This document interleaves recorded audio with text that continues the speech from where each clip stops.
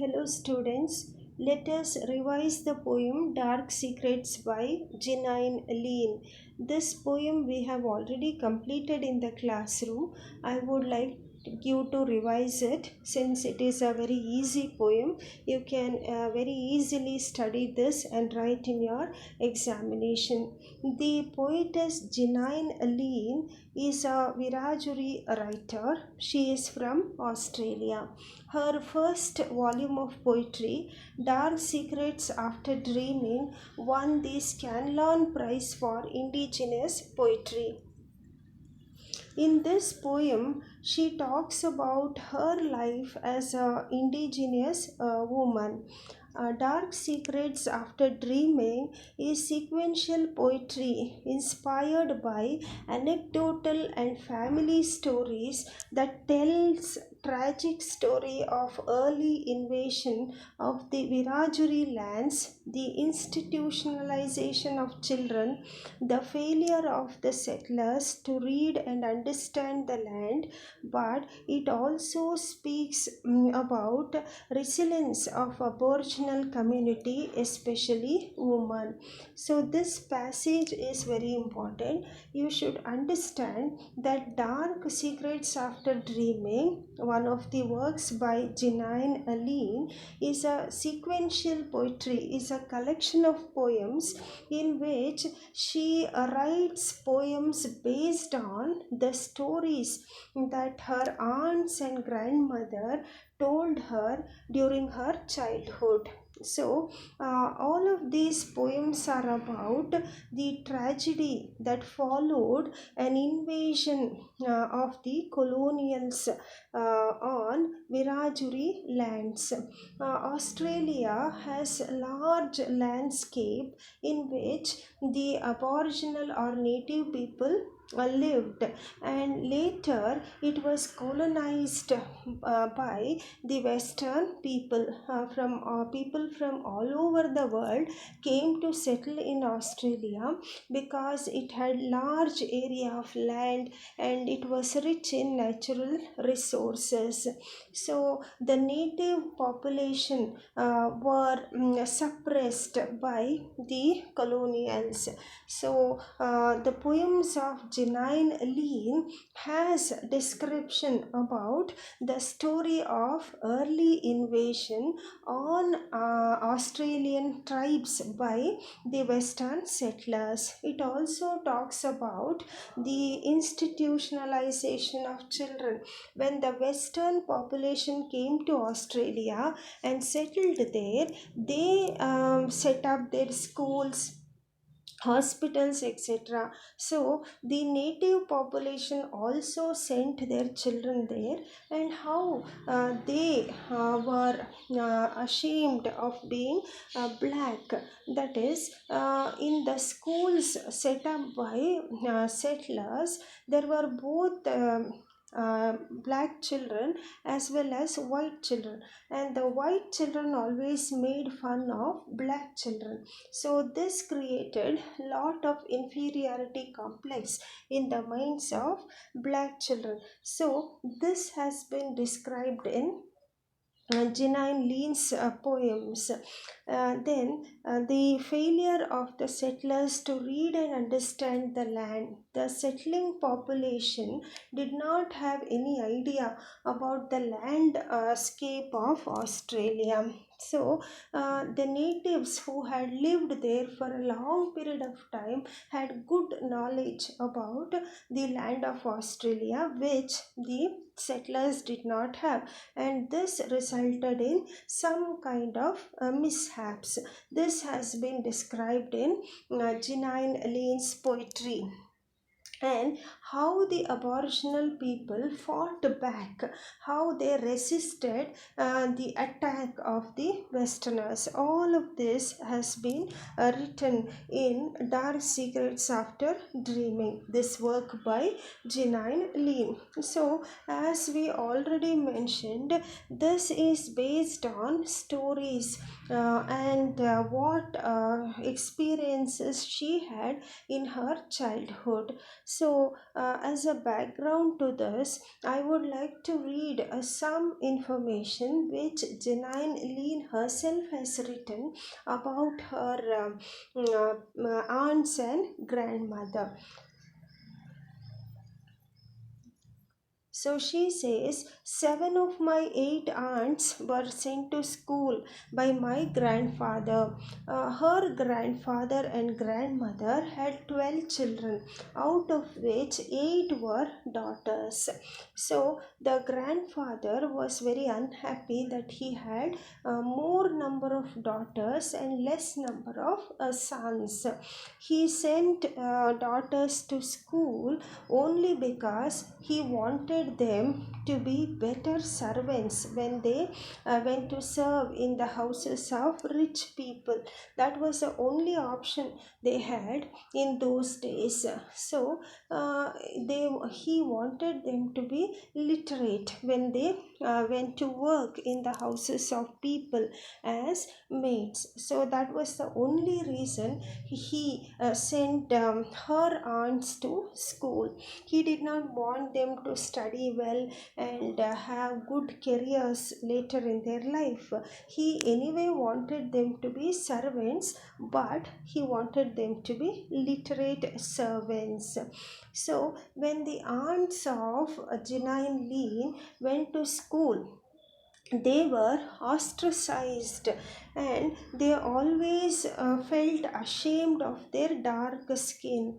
So in the school there were both white and black children, as we already mentioned, and the white children always made fun of the black children, telling them that they look like monkeys and they don't have any knowledge of anything in the world. The aunties always had to suffer because of this. Later, when Janine Lean and her sister also went to school, they also had the same kind of experience. They were teased because of their black skin. So, Janine Lean talks about what kind of textbooks they had when they were in school. In all the textbooks, there was this description of the aboriginal people. The aboriginal people, according to the textbooks, were primitive, the noble savage or innocent, child race, barbaric, depraved fringe dweller. All of these were the terms used to describe the aboriginal native people. In the textbooks, when Janine Lean read about her own community, it was all negative terms were used to describe the aboriginal people, whereas the settlers, those who came from others, were described in very positive words. That is, they were all civilized, intelligent, powerful. All positive words were used to describe the settlers, whereas the aboriginal people were described in negative terms like uncivilized, barbaric, primitive, etc. Janine Lean tells us that in the school they read one kind of history where the textbooks told them that the tribal people or the aboriginal people or the indigenous people were backward, were primitive, were barbaric, were uncivilized, and the settlers, the others who came from rest of the world to Australia, were civilized and intelligent, knowledgeable. So this kind of a binary was created in the textbooks, whereas at home, when she came home, her aunts and grandmother told her stories in which and the aboriginal people had all good qualities. They were intelligent, self dependent, they were courageous, they were knowledgeable. So they were aware of two different kind of histories, one which her mother and grandmother aunts told her, and another which she read from a school. So this made her think about what they were studying in school. And she also talks about one particular novel named Conarado, in which there is an aboriginal woman who is having bad character, helpless, totally lacking intellect, dependent, and defeatist. So, even in the novel written in those days, whenever they had a character who was an aboriginal and native woman, she did not have any good qualities in her. She was projected in such a way that she would look as having bad character and being ignorant, lacking any brains, and helpless, totally dependent. So all the characters described in novels portrayed the native women in this fashion.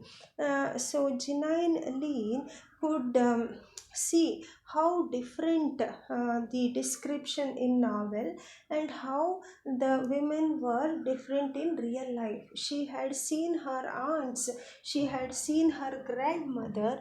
They were very intelligent, they were very powerful, they were self dependent, they did not depend on anybody, and they could live their life in a very dignified manner. So she could see the difference in description in the novels and also what was the real situation.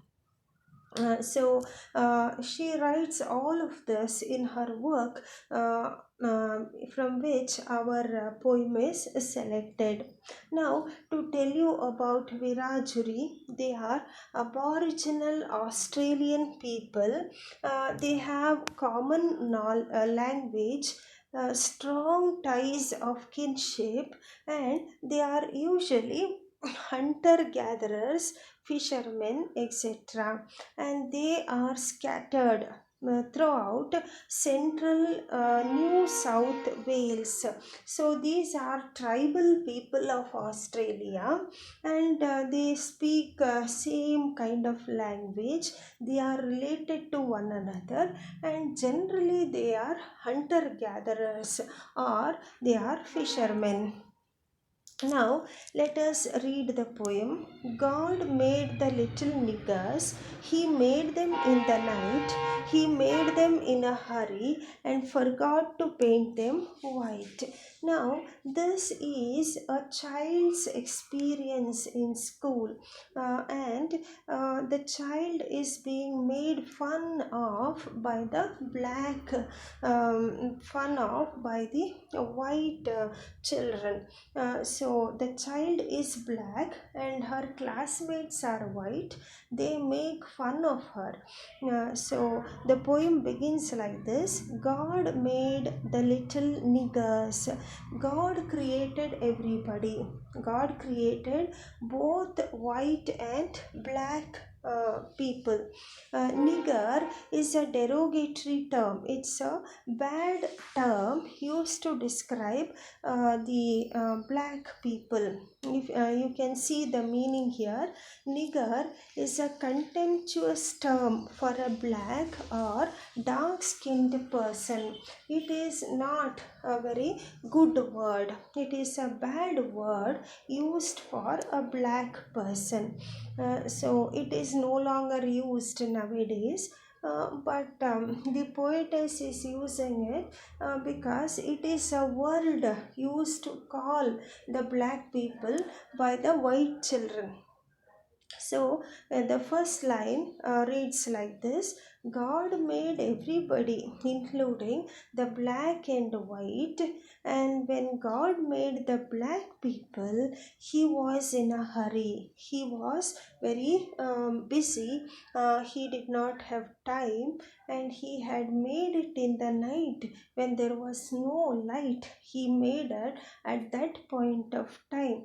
So, because He was in a hurry and time was night, He forgot to paint them white. So, here we get a description that the black people are imperfect. That is the mentality or notion the white people had. They always said that the black people were incomplete. They were not perfect like them. So there was something deficient in the black people. Every day, the golden haired, angel faced, happy white children sang this song. So, what we read in the last four lines is a song which the white children sang, and they made fun of the black children using those four lines. And the poetess describes the white children to us. They are golden haired, they were all blonde, they were white, or what we call as Caucasian. They had golden color hair, and their faces were beautiful like an angel. Now, in this poem, you will find several binaries, as I already mentioned. There is black and white, nigger and white, and then there is angel and bat. So you can see the terms which are opposite of each other. Using the first four lines, the white children made fun of the black children, and the white children were always happy, and they made noises of laughter, chortling laughter and swirls of curls. So they had long hair, and they made laughing noises happily. Chortling is a noise made while laughing. So, the white children always made fun of the black children in this manner by singing song that when God made them, He was in a hurry and He forgot to paint them, to give them good color. That is why they look very ugly and black. They filed past the wire fence that captured us. So here there is once again binary. That is, there is liberty, freedom for the white children, and captivity for the black children. So when the black children are put in a place, they have to stay there, whereas the white children can move around wherever they want. So when they went to play, the black children had to sit in a place or work. So they were like captives, they were like prisoners, while the white children happily ran around. Now, among the adults, or among the elderly people, or among the workforce also, when the white people enjoyed their life, the black people worked as servants or slaves. So this has been described here. They keep us locked away like dark secrets. So, in this line, the poetess tells us that white people always keep the black ones away. They don't entertain them to their houses. They are kept away. We had another term earlier, ostracized. That means they were not allowed in the public places. The black people did not have as much freedom as the white ones had. So there was resistance for them. There was a restriction for them. They couldn't go wherever they wanted. Never hearing our cries, never seeing our misery. So due to all of this, the life of black people was miserable. They were suffering, but the white people did not pay any attention to their difficulty, suffering, misery. They ignored totally that they were human beings, never feeling our hunger, while the bones of mother and grandmother remember when this whole country was one big kitchen. And because of the invasion or the attack by the foreigners or the settlers, the native tribes went into a big famine. They did not have enough food to eat. Because of this, they had to starve. Like the Britishers or other Europeans, they did not cultivate anything. The native people were hunter gatherers or fishermen.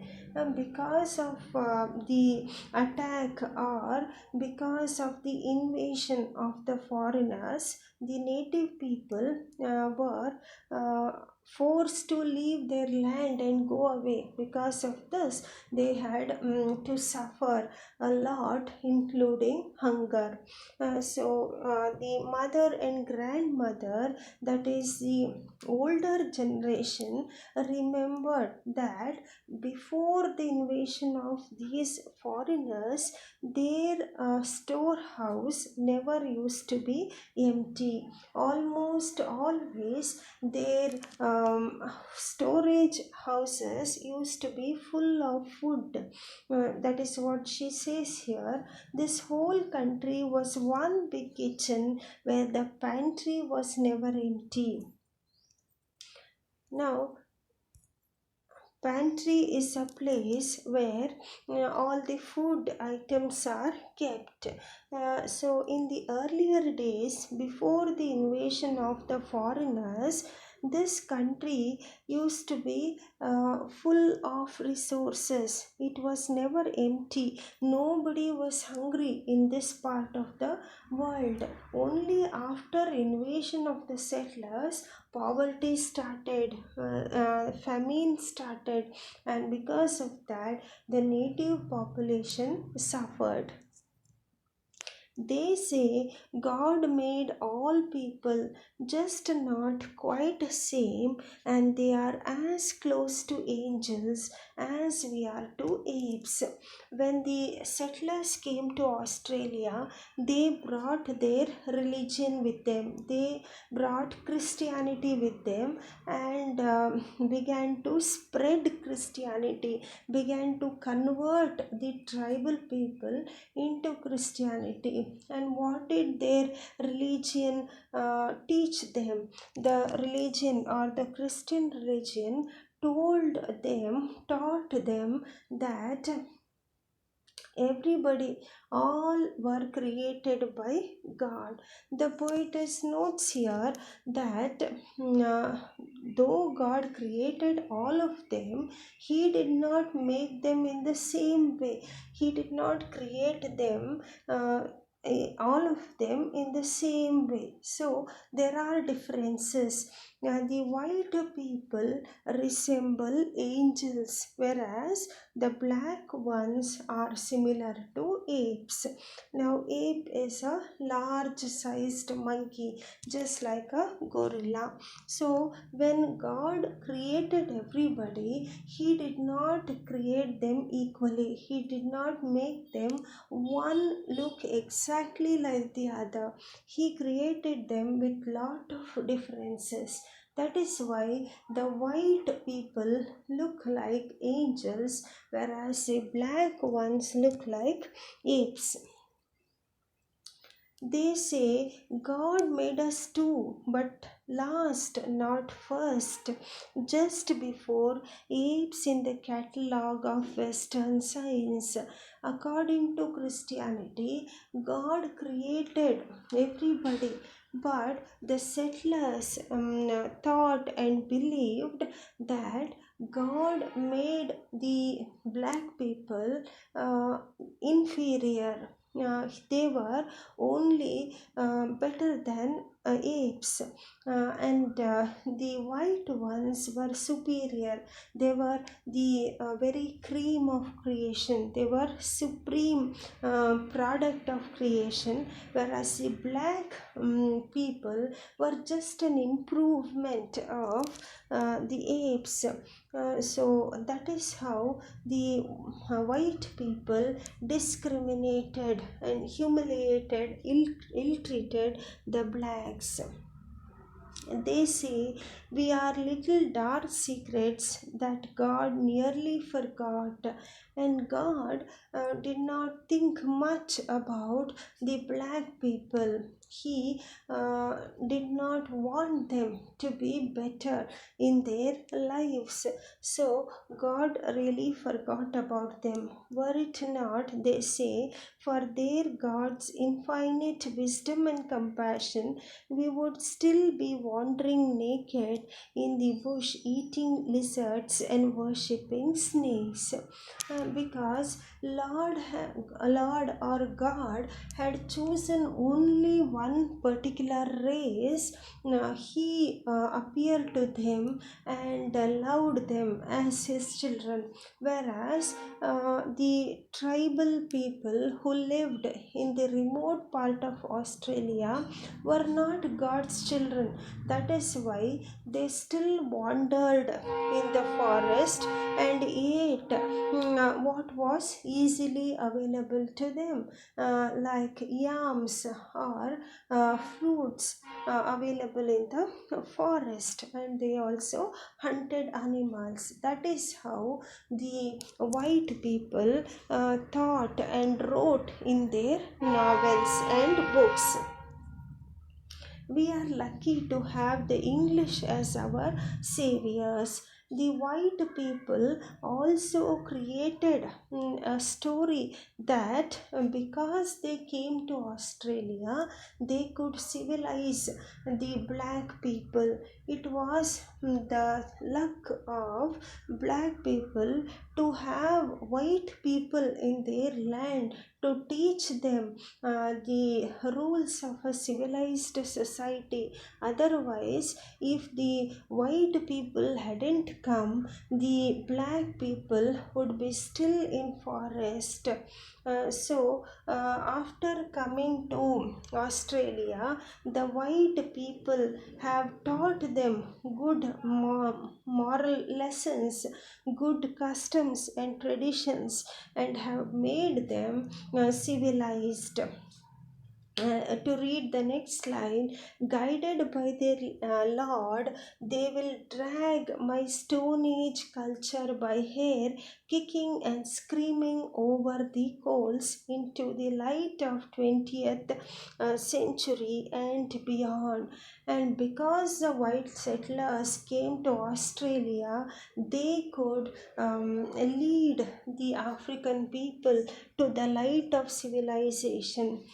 So here all the exploitation of the colonial people are justified by their discourse that they have created.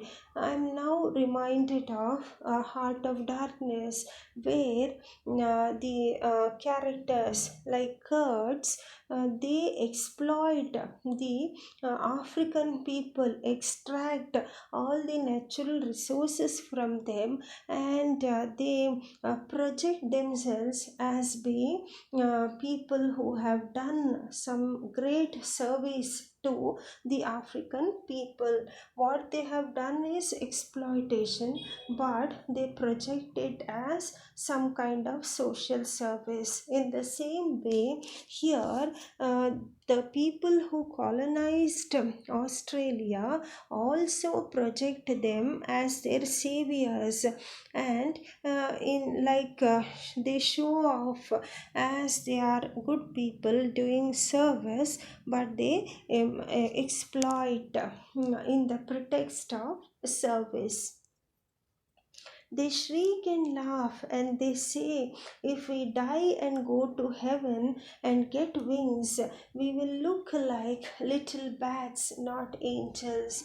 The children in school, they also, like their elders, they humiliate the black children by singing songs and telling them that if they die, if the black children die, they might go to heaven and get wings like angels. But even if they go to heaven and get wings, they will not look like angels, but like little black bats, because they are so ugly. And this kind of nil treatment, humiliation, made the black children become to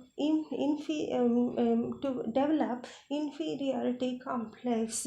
And Janine Lean herself writes in her in several of her works that she also wanted to become white because she could not tolerate the ill treatment which the white children did to her. We weep, hug each other, and huddle together at night. Because of this, the young, tender minds of the children were hurt. The black children would weep at night because the white ones made fun of them. And this is described to you here. Why did God make us dark secrets? My sisters moan. So the sisters, they feel very sad because they were created by God ugly. And the poetess himself says, why did he keep us dark secrets? So after creating us in a different way, he has left them to remain all their lives like that. So why has God been unjust to them, unjust to them? Why has he discriminated? Why did not he create both white and black in the same way? And so these are the questions with which the children had in their minds when they went to the school in which white children made fun of them. So the last line reads like this: we were happy undiscovered. So here the poetess tells us that the African people, or the Australian people, the tribal people, would have lived very happily if the settlers hadn't come. If they hadn't come and discovered them, they would have led a happy and satisfactory life. So I hope this revision has been helpful to you. Thank you.